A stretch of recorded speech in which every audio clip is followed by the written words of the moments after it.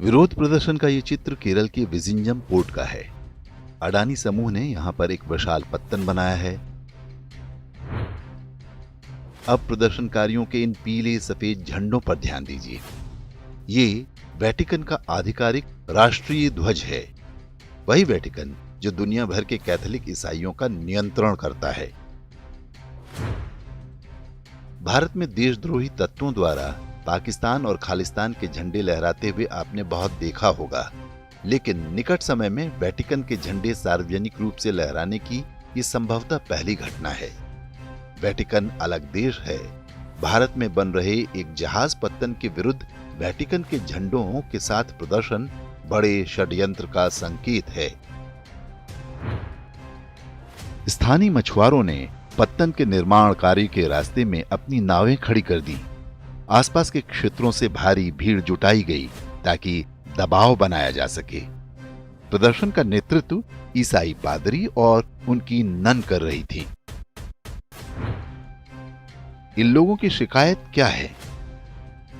वही पुराना और परखा हुआ आरोप। बंदरगाह के बनने से पर्यावरण को क्षति पहुंच रही है, मछुआरों को उचित पुनर्वास और क्षतिपूर्ति नहीं दी गई, इत्यादि इत्यादि।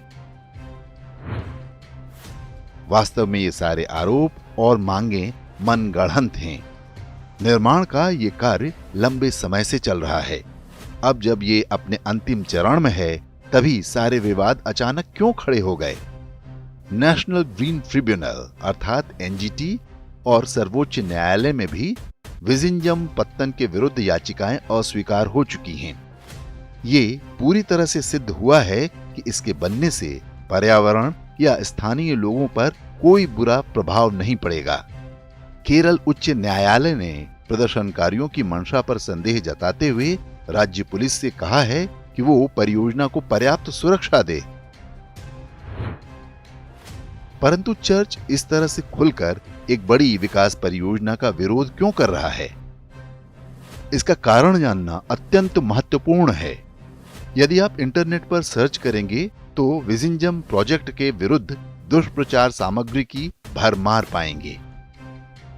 ईसाई मिशनरियों और उनके तंत्र ने इसे रुकवाने के लिए पूरी शक्ति लगा रखी है। स्वाभाविक रूप से पीएफआई जैसे कट्टरपंथी इस्लामी संगठन भी उनका समर्थन कर रहे हैं। विजिंजम पत्तन जहाजों के आवागमन के अंतर्राष्ट्रीय मार्ग के बहुत निकट है। इसके बनने से शंघाई, कोलंबो, सिंगापुर और दुबई के बंदरगाहों के लिए प्रतियोगिता खड़ी हो जाएगी। इससे अरब सागर में भारत की रणनीतिक और व्यापारिक शक्ति भी बढ़ेगी। स्पष्ट है कि चीन और पश्चिमी देश नहीं चाहते कि ये बनने पाए। भारत में जगह जगह दुकान खोलकर बैठे चर्च और पादरी उन भारत विरोधी शक्तियों के मोहरे मात्र हैं। केरल का विजिंजम एक प्राकृतिक पत्तन माना जाता है। इसका 100 वर्ष से अधिक का इतिहास रहा है। सबसे पहले त्रावणकोर के राजा ने यहाँ पत्तन बनवाने की कल्पना की थी। इसके वर्तमान रूप में काम लगभग 25 वर्ष पहले आरंभ हुआ था। पहले चीन की कंपनियां इसका ठेका लेने में विशेष रुचि दिखा रही थीं, लेकिन वे सफल नहीं हुईं। वर्ष 2015 में परियोजना का काम अडानी समूह को मिला। ये पहली बार नहीं है जब चर्च ने भारत की किसी बड़ी विकास परियोजना में अड़ंगा डालने का प्रयास किया हो। तमिलनाडु के तूतीकोरिन में देश की सबसे बड़ी तांबा फैक्ट्री बंद पड़ी है। मई 2018 में फैक्ट्री के विरोध में भारी हिंसा हुई थी। वहां पर भी कारखाने पर प्रदूषण का आरोप लगाया गया था। सुप्रीम कोर्ट तक मान चुका है कि फैक्ट्री पर प्रदूषण का आरोप तथ्यहीन है, लेकिन चर्च की गुंडागर्दी के आगे पूरा सरकारी तंत्र लाचार है। इस पर हमारे वीडियो का लिंक आप डिस्क्रिप्शन और कमेंट में देख सकते हैं। इसी तरह वर्ष 2012 में तमिलनाडु के कुडनकुलम परमाणु बिजली केंद्र के विरोध में बड़ा आंदोलन हुआ था। वहां भी चर्च लॉबी और उसके द्वारा पैदा किए गए कुछ पर्यावरण कार्यकर्ताओं की भूमिका सामने आई थी।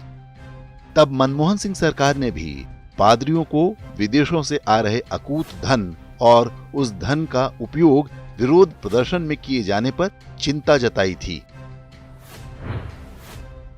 मुंबई के आरे रेल शेड परियोजना के विरोध में भी चर्च का नाम सामने आया था।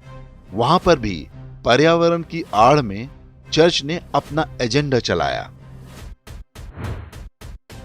वास्तव में ईसाई धर्मांतरण गिरोह जानते हैं कि भारत को गरीब बनाए रखने में उनका हित है।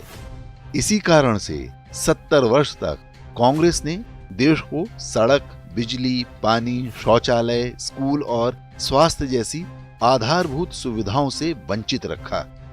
वे जानते हैं कि गरीब आत्माएं सस्ती दरों पर बिकती हैं। उन्हें एक बोरी चावल देकर ईसाई बनाना आसान होता है। नौकरी, काम धंधे में लगने के बाद लोग जीसस की शरण में नहीं जाते। शक्तिशाली और संपन्न भारत हिंदू धर्म की सबसे बड़ी ढाल है। वेटिकन और उसके पिल्लों को सबक सिखाने की आवश्यकता है, ताकि भविष्य में झंडे लहराने तो दूर, वे भारत की ओर बुरी नजर से देखने की धृष्टता भी न करने पाएं।